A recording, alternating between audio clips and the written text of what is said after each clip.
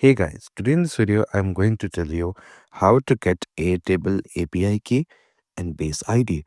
So if you're working on Airtable and if you need to know what's your base ID and API key, just follow this video and by the end of it you'll know how to do it. So the first thing that we need to do is we need to click on help right here, and then we have to go down and click on API documentation. When we click this, it will take us to a new chat window. And here you can see this is our base ID right here. We can copy this base ID and use it wherever we want to. As you could say, the ID of this base is this. So this is our base ID that we can use. Moving on, if we want to find the API key now. So how to find the API key? What do we have to do for that?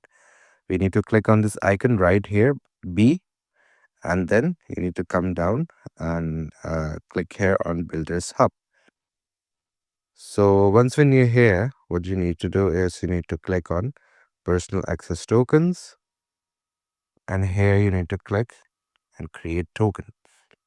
Here you can write the name of the token, for example, demo.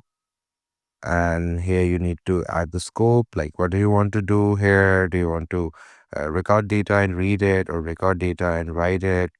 You can click whatever you want according to what your need is, and then you're gonna need to add a base. It can be all current and future bases in this workplace, and then we can click on create token, and once when the token is created, or API key will also be created. Here you can see that Airtable API tokens are used in this process to create an API. So that's how you create an API key. So I hope this video was informative. Please do like the video and subscribe the channel to see more content like this. I'll see you in the next one.